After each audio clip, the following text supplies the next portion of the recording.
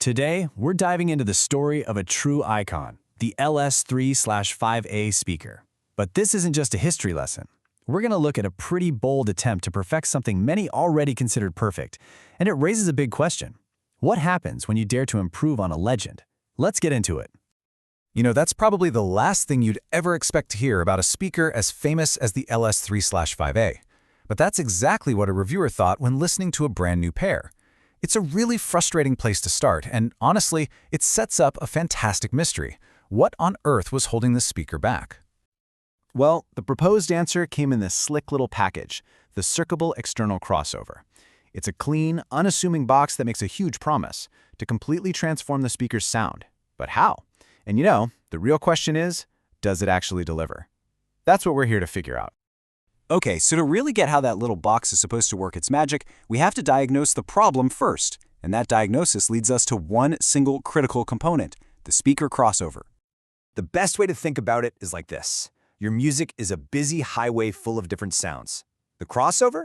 It's the traffic cop. Its job is to make sure the high-pitched sounds, like cymbals, go to that little tweeter, and the deep, low sounds, like a bass guitar, go to the bigger woofer. If that traffic cop isn't doing a perfect job, you end up with, sonic traffic jams. And according to the review, the standard BBC spec crossover had a few problems. For one, the components were pretty basic. The inductors were creating unwarranted distortion. The performance would actually change depending on how hot they got. And the layout itself had what was described as spacious crosstalk, which is just a fancy way of saying the different parts of the circuit were messing with each other. So you take all those little technical issues and they add up to one big thing, a bottleneck. The beautiful, clean signal coming from your amplifier is getting all squeezed and distorted before it even gets a chance to become sound. And that's why the reviewer was hearing that constrained and repressed quality. So if the original crossover is the problem, the only solution is to start over with a radical redesign, and that is exactly what Cicable did. And their approach was just meticulous. On the outside, you have this gorgeous, solid, non-magnetic case that shields everything inside. But the real magic? That's on the inside, with a layout that was specifically engineered to fix every single one of the problems we just talked about. When you put them side by side, the difference is just night and day. The standard one is stuck inside the speaker, it's crowded. The Cicable is external and shielded. The basic parts get a huge upgrade to premium components like obligato capacitors. A messy layout that causes interference is replaced by completely separate circuits. So what's the result on paper? A massive drop in distortion and interference. And hey, this isn't just theory. We've got the receipts. Check out this graph. That red line shows the distortion from the standard crossover. Now look at the blue line. That's the Cicable. It is dramatically lower, and not just in one spot, but across the entire range. On paper, this is an absolute knockout. But of course, graphs and specs are one thing. The only question that really, truly matters is, how does it actually sound? It's time for the listening test. And there's that word again, restraint. The reviewer says that putting the Cicable crossover in the system felt like a liberation. It was like a weight had just been lifted off the speakers, letting them finally breathe and perform the way they were always supposed to. So what did this liberation actually sound like? Well, first, clarity and speed got a huge boost. Everything sounded more transparent. Second, the soundstage, that sense of space in the music, it got bigger, especially deeper. And finally, control. The bass tightened up, and percussive hits like drum snaps just lost all their inhibitions. The bottleneck was officially gone. And to really add some weight to it all, the reviewer made a point of listening to some high-quality Chesky records. The verdict?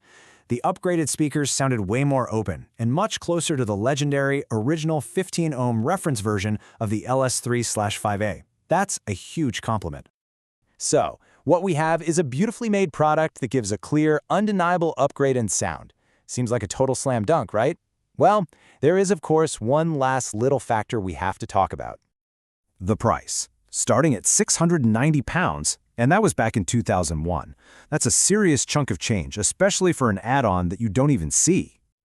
And that's the million-dollar question for any high-end audio upgrade, isn't it? When the price tag is that high, does the improvement actually justify the cost? The reviewer's conclusion is actually pretty straightforward. Look, this is not for everybody. This is for the true enthusiast, the person who already owns and adores their LS3/5A speakers and is obsessed with getting every last drop of performance out of them. If you take money out of the equation, it's called a perfect product with gorgeous build quality. And what about the purists? The people who say you should never, ever modify a classic. The review has this brilliant answer for them. Because the whole thing is external, the speaker itself is never touched, you can always go back to original. But honestly, the results are so good, they completely justify the change while still respecting the speaker's original soul. And really, this whole story just pokes at a core idea we have about classics, whether it's a car, a watch, or a speaker. It leaves us with this really interesting question to chew on. Is keeping something in its original factory-sealed condition the highest form of respect? Or is unlocking its absolute truest potential the ultimate tribute? Something to think about.